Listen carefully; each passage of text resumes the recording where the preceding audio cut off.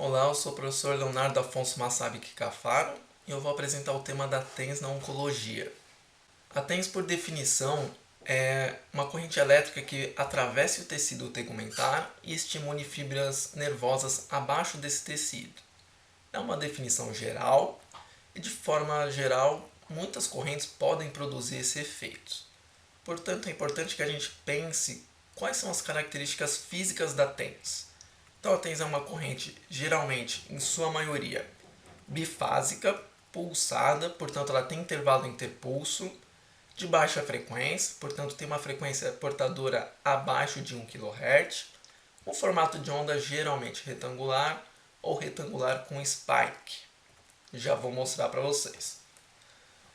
As características físicas e relacionadas à parametrização da TENS são uma frequência portadora que geralmente oscila entre 1 e 300 Hz, não é regra, largura de pulso que também tende a oscilar entre 50 e 500 microsegundos, depende do equipamento, intensidade que usualmente vai de 0 a 99 mA, e essa intensidade, conforme você aumenta, você estimula diferentes fibras nervosas, sensorial, motora e dolorosa, respectivamente, e o tempo de aplicação de 30 a 50 minutos comumente, também não é uma regra.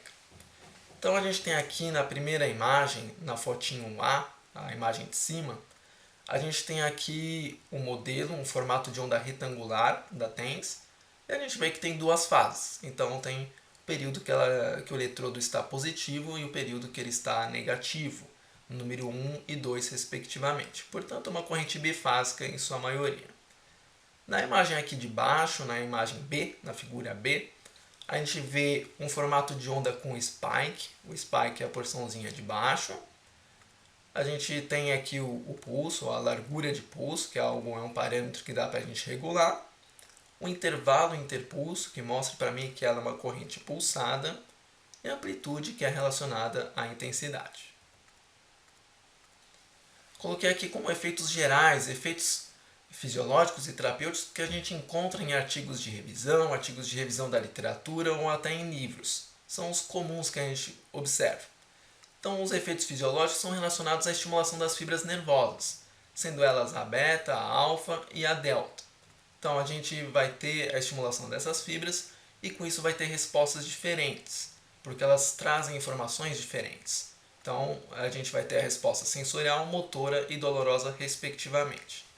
E a partir daí a gente pode atingir a analgesia, modulação da reparação tecidual ou a modulação de disfunções sensoriais como efeitos terapêuticos, que podem ser atingidos dependendo da fibra nervosa que você estimulou. Eu trouxe aqui efeitos fisiológicos relacionados a TENS em tumores. Na verdade, efeitos fisiológicos relacionados à vascularização e a sua influência sobre tumores. Os artigos que eu aqui citei não são artigos em tecido tumoral e também não são artigos em pacientes oncológicos. Então, são artigos que avaliaram esses efeitos fisiológicos e eu adaptei aqui qual poderia ser a influência sobre um tecido tumoral. Então, esses efeitos fisiológicos são alguma influência sobre o sistema nervoso autônomo simpático, angiogênese, fluxo sanguíneo, temperatura local e distal e, consequentemente, de acordo com a lei de Van 't Hoff, um possível aumento de metabolismo caso você aumente a temperatura. Eu trouxe aqui uma balança que eu coloquei. De um lado a gente tem efeitos protumorais e de outro lado neutro. Por quê? Porque desses artigos que eu aqui citei, eles mostram resultados divergentes entre um artigo e outro e resultados divergentes entre um grupo de estudo dentro de um mesmo estudo. Então, por exemplo, o artigo de Crump em 2002 estimulou um grupo com TENS a nível sensorial e outro grupo com TENS a nível motor. E aí teve resultados diferentes no fluxo sanguíneo. Então a gente tem resultados divergentes e aqui eles estão adaptados para ver se a TENS tiver influência sobre algum desses efeitos fisiológicos de determinada forma, de determinado parâmetro, a gente poderia vir a estimular um tumor ou não. Então, com esse quadro, com esse slide aqui, a gente já tem que pensar que a TENS é um equipamento parâmetro dependente.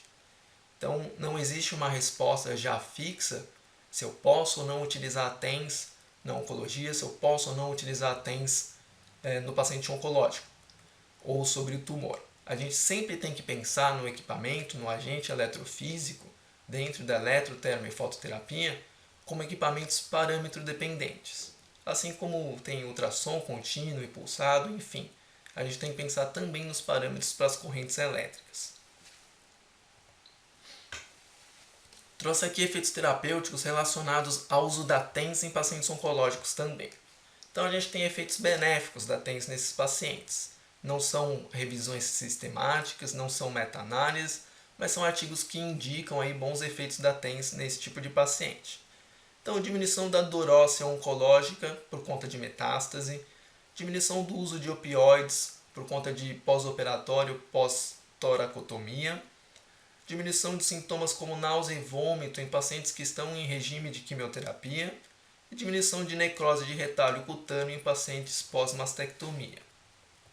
Temos também outros efeitos interessantes da TENS nesses pacientes, como diminuição de sintomas da neuropatia periférica, um sintoma induzido por alguns quimioterápicos, isso geralmente em pacientes de câncer de mama, diminuição de sintomas como disestesia em pós-operatório de pacientes de câncer de mama também, e diminuição da dor intercosto-braquial também pós-mastectomia. Como precauções e contraindicações, eu sugiro a leitura desse artigo de Rainey, de 2010, em alguns locais vocês podem encontrar como 2011, varia a versão impressa da versão online. É interessante, destaco aqui, que nesse artigo eles contraindicam o uso da TENS sobre tumores. Então, é uma contraindicação local, especificamente, não é uma contraindicação sistêmica. Então, existe essa contraindicação local da aplicação da TENS sobre tumores, com a premissa de que a TENS pode vir a aumentar o metabolismo, e isso não tem artigo falando que necessariamente ela faz isso, pelo menos até 2011, mesmo porque os autores não referenciam essa frase, e a TENS poderia, portanto, aumentar o metabolismo e assim aumentar a atividade mitótica, estimulando o crescimento tumoral.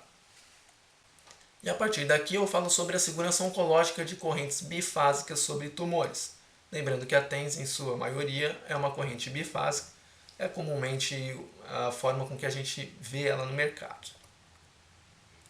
Então, Linkov e colaboradores fizeram uso de um equipamento que é a estimulação elétrica neuromuscular. Mas, mais para frente, eu vou falar um pouco sobre as bases físicas dessa corrente que ele utilizou e vocês vão entender por que ela está aqui. Então, eles aplicaram essa corrente após a inoculação do carcinoma espinocelular em camundongos nudes, ou seja, camundongos com uma deficiência do sistema imune, na lateral do dorso desses camundongos, e assim estimularam. Em outro estudo, Wang e colaboradores, em 2018, aplicaram TENS sobre um câncer cervical em camundongos Balbi-C. São os mesmos camundongos que eu utilizei. Também são camundongos nudes, e foi utilizada aqui a TENS. Os dois artigos, tanto Linkov e colaboradores quanto Wang e colaboradores, eles avaliaram os mesmos endpoints, eles tiveram os mesmos objetivos, só que com análises diferentes, com métodos diferentes. Então eles avaliaram apoptose, proliferação, angiogênese, especificamente no artigo de Wang, vascularização e crescimento tumoral. Em sua maioria, os artigos que avaliam os efeitos de alguma medicação ou de algum agente eletrofísico sobre tumores vai avaliar o crescimento tumoral. E aí, como conclusões, ambos os autores, com suas respectivas correntes elétricas, eles concluem que a TENS e que a estimulação elétrica neuromuscular não promoveram o crescimento tumoral. Então, a partir de agora, eu vou falar um pouco sobre a minha dissertação de mestrado, que foi o uso da TENS sobre o carcinoma 4T1 em glândulas mamárias de camundongos. Então, diante de efeitos ou possíveis efeitos vasculares da TENS e da escassez de estudos sobre os seus efeitos da TENS sobre tumores, faz-se necessário a realização de estudos pré-clínicos ou de estudos experimentais para averiguar a sua segurança sobre a aplicação nesse tipo de tecido, nesse tipo de condição. Então, como objetivos específicos do meu trabalho, foi avaliar os efeitos da TENS sobre o carcinoma 4T1 por meio de mensurações com paquímetro digital e analisar os efeitos da TENS sobre a área de necrose de tecido neoplástico viável, que é o tecido tumoral em si, por meio de análise histológica. Então, o projeto foi devidamente aprovado no Comitê de Ética do Uso de Animais, na USP, o CEUA, e a partir daí foram inoculadas células 4T1 na glândula mamária dos camundongos, todos balbicê fêmeas, e foi uma aplicação subcutânea. Depois da aplicação dessas células, os tumores foram palpados diariamente a fim de averiguar se há ou não o aparecimento da massa tumoral. Foi utilizado para a eletroestimulação o aparelho FES-VIF da Quark Produtos Médicos, que foi previamente calibrado antes do estudo. E a modalidade utilizada foi a modalidade convencional. A característica física da corrente utilizada era uma corrente pulsada bifásica de pulso simétrico. Foram confeccionados eletrodos específicos para esse estudo, eletrodos que fossem num tamanho pequeno o suficiente para poder encaixar aí nos camundongos, nos animais. Então foi utilizado o eletrodo de borracha siliconada carbonada de 1 cm², que é o que a gente vê na foto. Está escrito 10 no paquímetro digital, mas são 10 milímetros. Eles foram fixados com fita curativa hipoalergênica, caso contrário eles iriam escorregar do abdômen do animal. E a região de tratamento foi a região abdominal, que é onde estão as mamas dos camundongos, e portanto foi lá que a gente colocou os eletrodos. Aqui tem uma fotinho mostrando os animais em supino. Eles estão anestesiados com isoflorano a 1,5% para que eles possam receber a estimulação elétrica. Isso é comumente utilizado em estudos experimentais na oncologia. Aqui não dá para ver os eletrodos, justamente porque eles estão fixados com a fita adesiva. Quando eu digo fixados, não quer dizer que eles estão coladinhos, não quer dizer que o animal está restrito, mesmo porque a gente precisa que o animal respire. Então os eletrodos só estão, a fita adesiva hipoalergênica só está dando apoio mesmo para o eletrodo não escorregar. E assim o animal consegue ter a estimulação elétrica e consegue respirar adequadamente. A aplicação sempre foi realizada pelo mesmo pesquisador, pelo mesmo período do dia. E foi realizada uma sessão de 20 minutos de TENS, uma vez ao dia por animal. Então, para a gente poder fazer essa eletroestimulação, a gente precisa saber como que a gente vai deixar a intensidade. Porque quando a gente vai fazer uma aplicação em humanos, a gente pede o feedback verbal deles. E aí eu não consigo fazer isso com os animais. Então, a gente eletroestimulou 4 animais antes de fazer esse experimento em si, para poder definir qual que seria a nossa intensidade. A gente queria uma intensidade sensorial. Então o que a gente fez? Estimulamos esses animais com 100 Hz de frequência, com uma largura de pulso de 200 microsegundos, e demos o start, e a partir daí a gente foi subindo a intensidade. Desses 4 animais que foram eletroestimulados, 3 apresentaram contração muscular com 4 mA de intensidade, e portanto a partir daí ficou estabelecido que a intensidade sensorial máxima inicial, a gente iria iniciar o tratamento com essa intensidade sensorial máxima, seria de 3 mA. Os animais foram divididos em 3 grupos, um grupo placebo e 2 grupos experimentais, 2 grupos que tiveram a estimulação ativa. Então o grupo placebo se manteve com a intensidade zerada, portanto não houve passagem da corrente elétrica. O grupo GBF e o GAF foram estimulados com a TENS com uma largura de pulso de 200 microsegundos, com a intensidade sensorial. O GBF foi utilizado uma frequência de 10 Hz e o GAF uma frequência de 100 Hz. Então iniciou-se o tratamento com os 3 mA como pré-estabelecido. A cada 5 minutos nós acrescemos 1 mA, então a fim de diminuir, na verdade, a fim de evitar que haja o fenômeno de acomodação ou habituação da passagem da corrente. Porém, caso eu aumentasse 1 mA e o animal apresentasse contração muscular, a gente voltaria à intensidade anterior. porque a ideia é fazer um tratamento a nível sensorial. Eu não posso fazer um tratamento a nível muscular com uma intensidade motora para um animal e uma intensidade sensorial para outro. Então a gente quer a mesma resposta fisiológica. Então mantivemos todos com tratamento a nível sensorial. Aqui a gente tem a fotinho do paquímetro utilizado nesse estudo. Já foi mostrado em outra foto, mas ele está aqui. Foi com ele que a gente mensurou as dimensões do tumor. O tumor tinha uma característica elíptica, tinha um formato elíptico. Então nós mensuramos o maior diâmetro e o menor diâmetro por 6 vezes ao longo do experimento, em 6 tempos, em 6 períodos, dias diferentes, e jogamos na fórmula do volume da elipse, porque o tumor é tridimensional. Então a gente precisava jogar na fórmula do volume da elipse, que é essa fórmula que está aqui. Então o volume é 0,5235 vezes o maior diâmetro multiplicado pelo menor diâmetro ao quadrado. Então a gente tem aqui uma fotinho, uma simulação aqui, um animal em supino, um tumorzinho de formato elíptico, e a gente tem aqui o D maiúsculo, o maior diâmetro, e o D minúsculo, o menor diâmetro. Foi assim que eles foram mensurados e posteriormente calculados. Então aqui os procedimentos experimentais ficaram assim. A partir do momento que eu tive o tumor palpável, eu iniciei o tratamento por 5 dias, tive uma pausa de 2 dias e retomei o tratamento por mais 5 dias. Tem autores que justificam essa pausa de 2 dias para simular a prática clínica, em que o seu paciente não vai todos os dias da semana, incluindo finais de semana, ser tratado.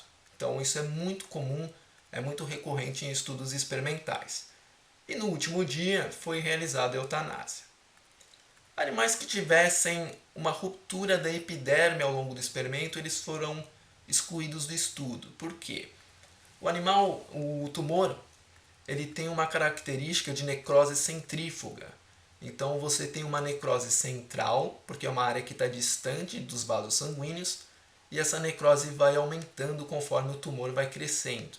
E essa necrose vai indo do centro para a periferia, até o momento que acaba rompendo a epiderme. Se eu eletroestimular uma epiderme com uma solução da sua continuidade, eu mudo a impedância. Então talvez eu gere dor no animal. E aí eu passo a estimular, inclusive, outro tipo de fibra nervosa, a fibra A delta, e não a A beta, que é a que eu queria. Fora que, em hipótese alguma, essa não é a ideia do estudo, a gente não estava aqui para infligir dor aos animais. Então a gente estava garantindo, a gente queria justamente o contrário. A gente utiliza a TENS e o objetivo, um dos principais objetivos terapêuticos da TENS é a analgesia. Então ficou utilizado esse como um critério de exclusão, o animal que tivesse essa ruptura da epiderme. Então a eutanásia foi realizada após a 10ª sessão de tratamento, com injeção de ketamina e xilazina, seguido da permanência em câmara de CO2, que é bastante comum em estudos experimentais. Os tumores foram retirados cirurgicamente no mesmo dia para que fossem realizadas as lâminas de HE, as lâminas de hematoxilina e eosina, que a gente vê aqui na figura ao lado, na figura 7. Foi confeccionada uma lâmina por animal e elas foram analisadas no microscópio de luz Nikon. Para a gente realizar a análise de porcentagem da área de necrose dentro do tecido neoplástico viável, foram tiradas 20 fotos por lâmina, ou seja, 20 fotos por animal, com aumento de 200 vezes, e essas imagens foram jogadas no software ImageJ para que se pudesse analisar a porcentagem da área de necrose. E os resultados foram colocados na seguinte forma, em que a porcentagem da área de necrose é igual à somatória da área de necrose de cada foto de uma mesma lâmina, ou seja, de um mesmo animal, sobre a área total da foto vezes 20, já que a área total da foto é a mesma entre essas fotos, multiplicados por 100, e assim eu teria o dado em porcentagem. Aqui eu trago um resumo dos resultados, mostrando que houve uma distribuição normal entre os dados com o teste de Kolmogorov-Smirnov, tanto para a área de necrose quanto para o crescimento tumoral. O crescimento tumoral, houve o crescimento ao longo do tempo, porém não houve diferença estatisticamente significante entre os grupos, e para a área de necrose não houve diferença entre os grupos. Então aqui a gente tem a imagem do gráfico do crescimento tumoral. A partir do teste two-way ANOVA, de medidas repetidas, a gente teve um P menor que 0,001 para o crescimento ao longo do tempo, em todos os grupos, e um P maior que 0,05, não tendo diferença estatisticamente significante entre os grupos. Então nessa imagem a gente não tem o desvio padrão, eu não coloquei porque ficou muito poluído. Então assim a gente vê que os grupos estão muito próximos entre si, eles se entrelaçam ao longo do tempo. Então vocês veem aqui o volume em milímetros cúbicos no eixo Y e as variações no eixo X. Então a gente vê que todos cresceram até aproximadamente entre 400 e 500 milímetros cúbicos. E aqui o gráfico de área de necrose em tecido neoplástico viável, não tendo diferença entre os grupos, com o teste de one-way ANOVA, e ela oscilou aí entre 3 e 4% de área de necrose em cada grupo. Aqui eu tenho as fotos, as imagens de algumas das lâminas, uma por animal, por grupo. Então a gente vê aqui o tecido neoplástico viável, toda essa porção roxa. De uma forma geral, se eu tivesse fora do tecido neoplástico viável, teriam outras características. E a área de necrose dentro desse tecido, que é representada por células com núcleo menor. Então a gente vê aqui bolinhas roxas com diâmetro menor e mais espaçados entre si.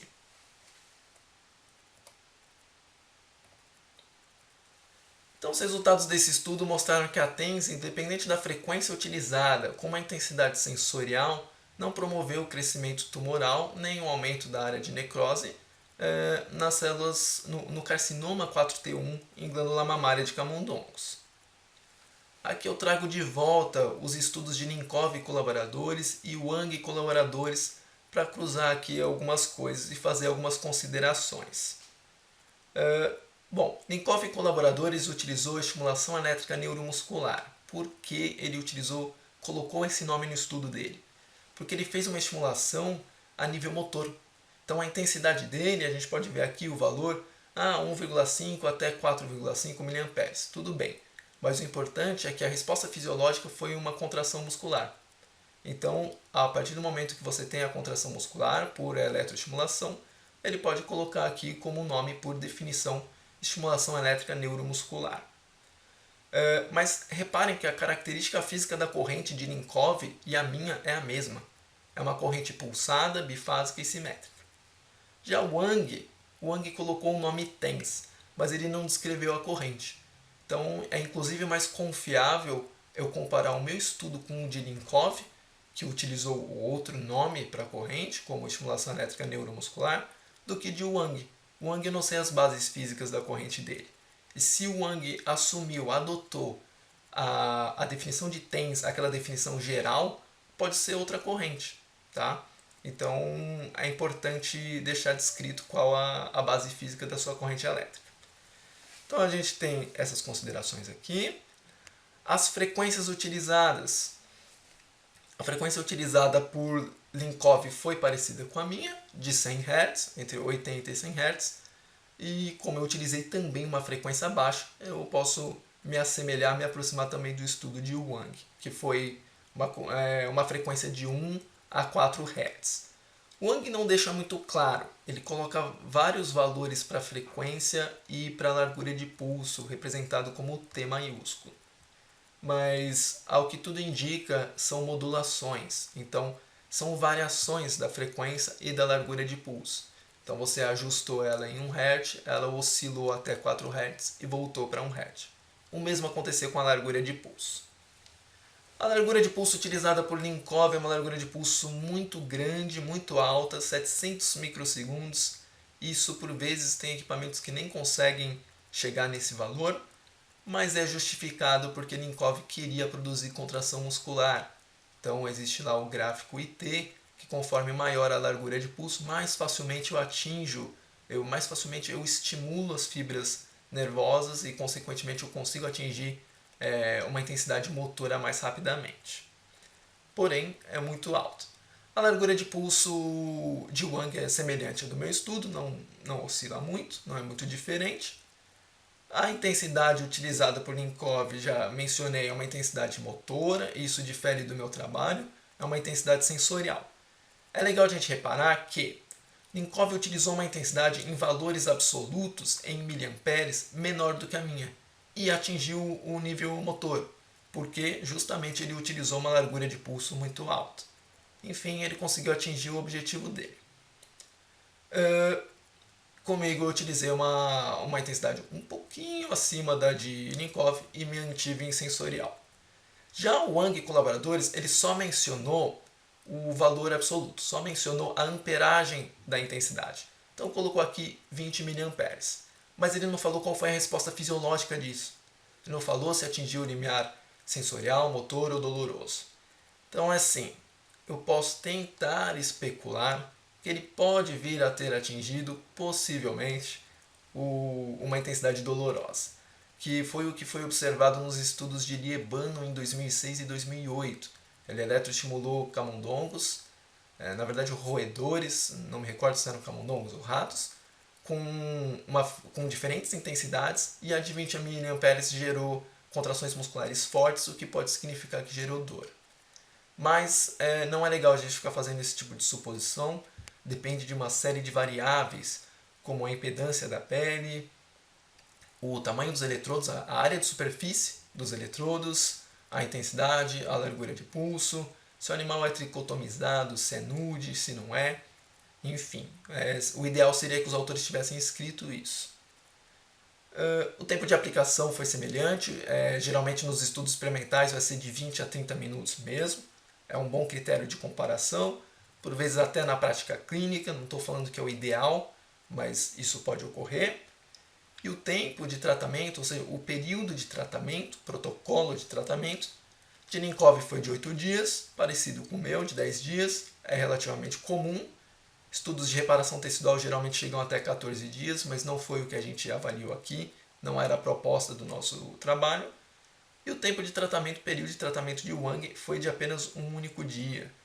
Então, a fim de elucidar aqui algumas coisas, algumas questões que acercam o trabalho de Wang e colaboradores, eu mandei alguns e-mails e infelizmente não obtive resposta. Então, existem algumas coisas que poderiam estar mais precisas para a gente conseguir comparar os nossos trabalhos. Aqui eu tenho imagens dos crescimentos tumorais. Aqui na imagem A, na imagem da esquerda, o crescimento tumoral do trabalho de Linkov e na imagem da direita o de Wang. Então a gente vê aqui que tem o crescimento tumoral ao longo do tempo, em ambos os grupos, em ambos os estudos, tanto de Linkov quanto de Wang, que não houve diferença estatisticamente significante entre eles. Aqui só retomando o crescimento tumoral do meu trabalho, e aqui eu digo que apesar das diferenças metodológicas entre os nossos trabalhos, diferentes tumores, diferentes parametrizações, a gente mostra que as correntes bifásicas, assumindo que a TENS de Wang é bifásica, elas não têm influência sobre o crescimento tumoral, independente da intensidade utilizada, se motora ou sensorial, como a de Linkov foi motora e a minha sensorial. E isso é um parâmetro bastante importante. Então eu trago aqui um ciclo vicioso no que diz respeito à área de necrose. Então, com o crescimento tumoral, a gente tem hipóxia em diferentes partes do tumor, geralmente uma hipóxia mais central. Essa hipóxia leva à necrose. A necrose promove a vinda de fatores de crescimento, como o VEGF, e assim eu tenho um aumento da vascularização e da nutrição tumoral. E assim eu tenho crescimento de novo, e por vezes eu vou continuar tendo hipóxia, e assim eu tenho um ciclo vicioso. Portanto, a hipóxia e a necrose pode ser tida como um fator de mau prognóstico para um tumor. E os nossos resultados mostraram que a TENS não teve influência sobre a necrose. Então, a aplicação da TENS, pelo menos no meu trabalho, mostrou que eu não gerei um mau prognóstico, eu não piorei, não promovi a piora do prognóstico do tumor. Agora eu vou falar um pouco sobre possíveis mecanismos de ação da TENS na vascularização e, portanto, a sua influência e o cruzamento de dados junto do meu trabalho em um ambiente tumoral. Então a gente tem aqui um esquema sobre o mecanismo de ação da bomba muscular. Então é assim, Estudos mostram que a TENS, quando utilizada com frequências baixas e intensidades altas, ou seja, a TENS que tende a ser a modalidade acupuntura, ela pode gerar força, ela vai gerar, na verdade, contração muscular, e com isso existe um mecanismo de bomba muscular, que aí faria com que houvesse aí um aumento de fluxo sanguíneo, talvez em estudos muito antigos mostrando um possível aumento de temperatura local. Existe também um outro mecanismo de ação da TENS dentro da vascularização, que é estudado principalmente por autores que estudam a reparação tecidual. Então, é o mecanismo mais bem aceito, que é o reflexo axonal. Então, os autores justificam, ao ver os efeitos da TENS sobre a modulação da reparação tecidual, eles justificam esses resultados em decorrência do reflexo axonal, em que a TENS estimularia fibras A delta, e aí com esse estímulo de fibras A delta a gente teria esse reflexo axonal, que seria uma espécie de curto-circuito no axônio, e que aí geraria uma vasodilatação e com isso um aumento do fluxo sanguíneo local.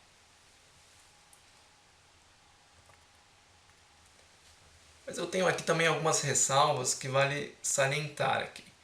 Então, assim, o meu trabalho utilizou uma intensidade sensorial. Para eu fazer um mecanismo de bomba muscular, teria que ser uma intensidade motora, e para eu produzir o reflexo axonal, eu teria que estimular fibras A delta, ou seja, teria que ser um estímulo doloroso. O meu trabalho foi feito em animais. Os trabalhos de reparação tecidual são feitos em animais também, mas são feitos em lesões tegumentares agudas. O que difere do meu trabalho, que é um tecido tumoral, um tecido totalmente diferente, e ele é correlato à inflamação crônica. E os trabalhos que falam sobre o mecanismo de bomba muscular são em humanos saudáveis. Então ficam aqui algumas ressalvas a serem pensadas. E diante disso, eu trago aqui algumas possíveis justificativas de por que no meu experimento, e diante disso eu trago aqui algumas justificativas de por que no meu experimento eu não promovi um crescimento tumoral, uma vez que a TENS tem alguns resultados de alguns autores que mostram que a TENS pode ter influência no fluxo sanguíneo e temperatura. Então, assim, o meu experimento utilizou uma intensidade sensorial.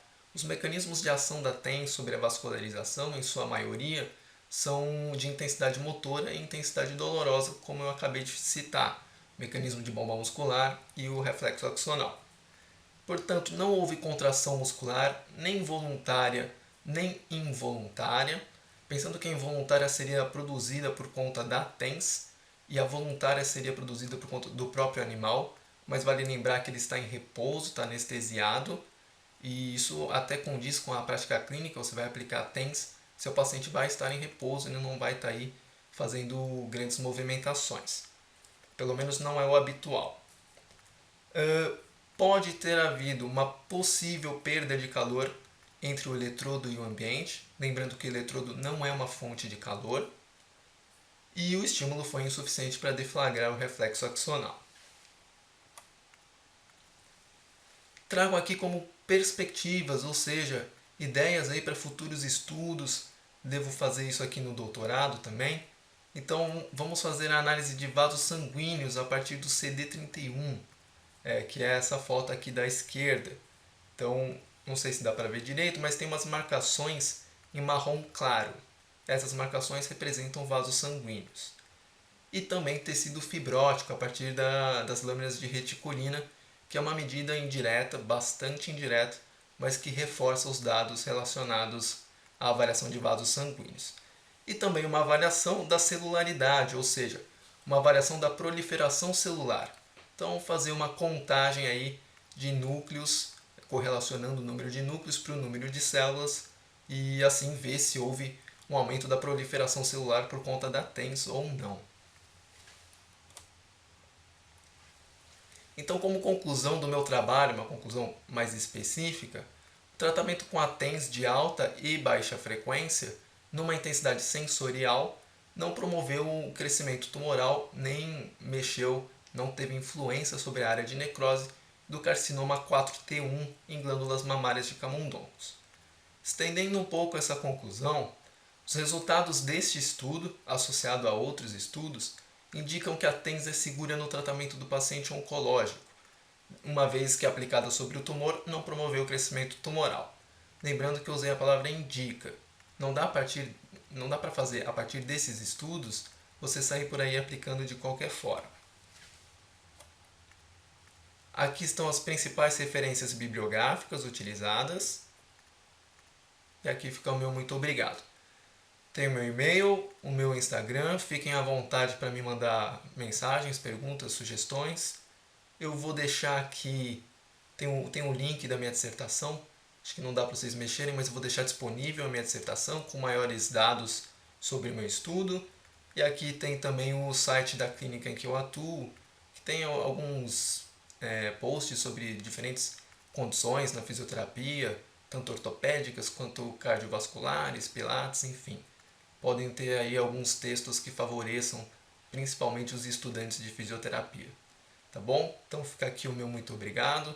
Espero ter contribuído aí de alguma forma para todos vocês. Obrigado.